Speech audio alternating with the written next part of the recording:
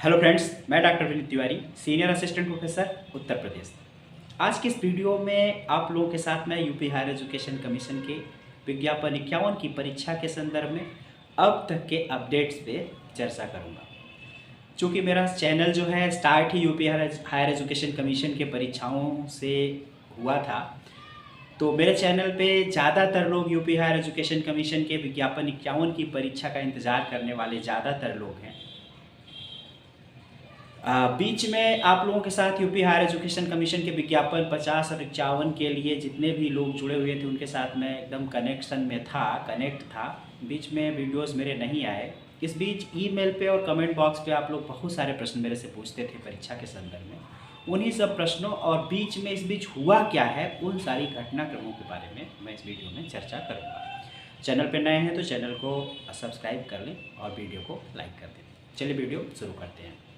UP higher education commission ने, आप लोगों को अच्छे से ही पता है, जिन लोगों ने फॉर्म फिल किया है, कुछ लोग छूट भी गए हैं जो फॉर्म रीओपन के लिए भी बहुत ज़्यादा मात्रा में प्रयास कर रहे थे।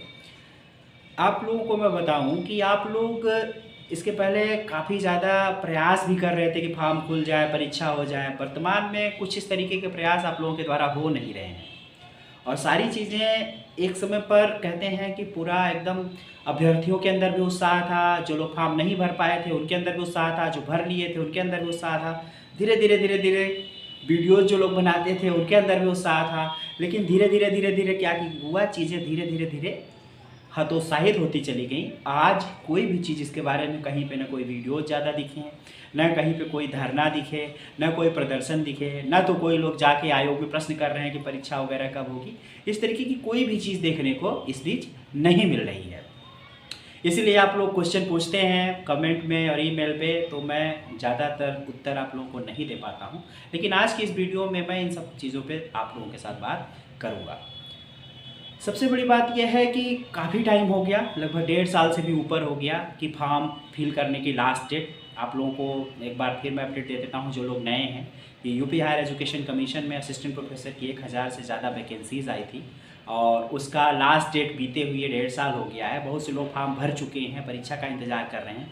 कुछ लोग इसलिए परेशान थे कि फॉर्म दोबारा से खोलना चाहिए, जो लोग छूट गए हैं फॉर्म को दोबारा से रीओपन हो तो फिल कर सकें, इसलिए भी कुछ लोग प्रयास कर रहे थे। लेकिन उसमें भी बहुत सारी चीज़ें हो नहीं पाई थी। राज्यपाल के स्तर से कुछ चीज़ें हुई थी, लेकिन अभी उसमें कुछ भी संभव नहीं हुआ था।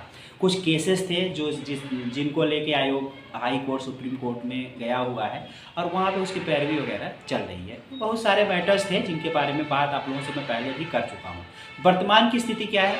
वर्तमान की स्थिति के संदर्भ में एक बात स्पष्ट नहीं हो रही थी, तब तक चीज़ें उलझी हुई थी कि नया आयोग परीक्षा कराएगा। इसके पहले जो यूपी हायर एजुकेशन कमीशन का जो पैटर्न था वो अलग अलग था। माध्यमिक, प्राथमिक, उच्च शिक्षा सब अलग अलग आयोग थे, तो आयोगों को मर्ज करके एक कंबाइन आयोग बनाया गया। तो उस समय पर परीक्षा न होने का कारण यह बताया जा रहा था कि नया आयोग बनेगा तो वो पेपर कराएगा। नया आयोग की ड्राफ्टिंग हुई, ड्राफ्टिंग होने के बाद उसे नोटिफाई भी किया गया और आयोग बन के तैयार भी हो गया है। उसके बाद भी परीक्षा के संदर्भ में कोई भी सुगबुगाहट देखने को नहीं मिल रही है। आयोग जब नहीं बना था तो कहा जा रहा था कि आयोग अब बनेगा तो पेपर होगा, आयोग बन गया तो पेपर नहीं हो रहा है। एक प्रश्न आप लोगों के सामने ये भी आ रहा है, बहुत से लोग पूछते हैं कि जो परीक्षा का पैटर्न पुराने आयोग में था, अर्थात 200 नंबर का लिखित पेपर होता था और जो है 30 नंबर का इंटरव्यू हुआ करता था, क्या उसके पैटर्न में भी बदलाव आएगा? जो नए आयोग का जो अधिनियम है, उस अधिनियम में जो साक्षात्कार और रिटेन की जो चीज़ें दी हुई हैं, मार्क्स का जो कैटेगराइजेशन है, उसके हिसाब से पेपर होगा, या पुराने ही जो विज्ञापन आया था तब पुराना आयोग सक्रिय था, वर्तमान में नया आयोग सक्रिय है तो पुराने आयोग के हिसाब से परीक्षाएं होंगी, वह पैटर्न फॉलो किया जाएगा, या जो नया आयोग बना है उसके अधिनियम में जो रूल रेगुलेशन दी गए उसके हिसाब से परीक्षाएं होंगी? तो इसके बारे में तब तक कुछ भी कह पाना संभव नहीं है जब तक कोई ऑफिशियल नोटिफिकेशन नहीं आता। आपके सारे प्रश्न जायज़ हैं, निश्चित है हम भी जब अभ्यर्थी थे तो इस तरीके के प्रश्न आते थे मन में, पूछते भी थे, लेकिन कुछ भी स्पष्ट नहीं, जब तक ऑफिशियल नोटिफिकेशन कोई ना आ जाए तब तक कुछ नहीं कर सकते।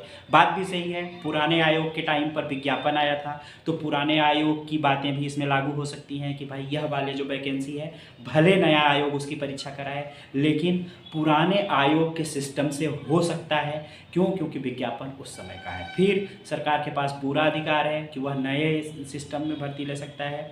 अब नोटिफिकेशन या विज्ञापन जो था, विज्ञापन की शर्तों को बदलने का भी अधिकार पूरी तरीके से सरकार के पास होता है। तो वह नया पैटर्न पे नया जो आयोग है उसके अधिनियम में जो रूल रेगुलेशंस हैं उसके आधार पर भी परीक्षा करा सकता है। इसमें कोई डाउट नहीं है, कोई आपत्ति नहीं है, कोई समस्या नहीं है। तो इसका भी उत्तर दे पाना संभव नहीं है जब तक नोटिफाई ना हो जाए चीज़ें तब तक। अब चीज़ें देरी कहाँ से हो रही हैं? देरी होने के पीछे सिर्फ एक ही कारण है, अभी सरकार परीक्षा नहीं कराना चाहती है, आयोग परीक्षा अभी नहीं कराना चाहता है। क्यों नहीं कराना चाहता है? इसलिए नहीं कराना चाहता है क्योंकि उसमें कुछ दांव पेच इंटरनल हैं जो पब्लिकली नहीं पता है सबको।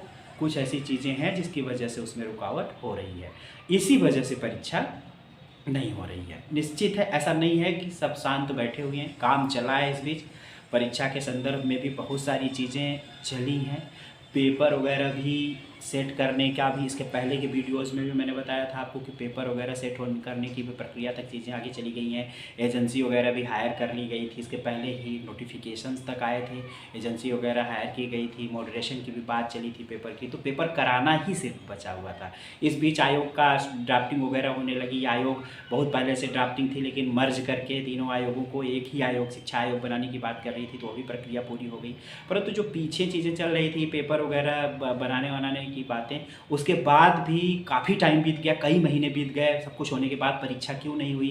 तो बीच में आयोग की गतिविधियां चीज़ें चल रही थी, फिर भी कुछ टाइम से, कई महीनों से सारी चीज़ें थोड़ा सा शिथिल अवस्था में चली गई हैं। इसका मेन कारण यही है कि कुछ टेक्निकल पेंच इंटरनल हैं। ऐसा नहीं कि आयोग के सदस्य काम नहीं कर रहे हैं, वहाँ के लोग काम नहीं कर रहे हैं, काम कर रहे हैं। किन चीज़ों पे काम कर रहे हैं पब्लिकली नहीं है, इसलिए उसको कुछ भी कह पाना संभव नहीं है जब तक नोटिफिकेशन किसी प्रकार का ना आए।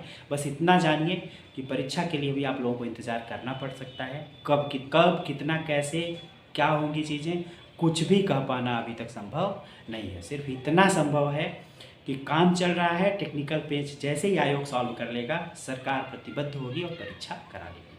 तो इतना ही चीज़ें जो मेरे पास जानकारी है मैंने आप लोगों के साथ शेयर कर रहा हूँ, चीज़ समझा। तो इस वीडियो में इतना ही, नेक्स्ट वीडियो मिलेंगे, तब तक के लिए थैंक यू।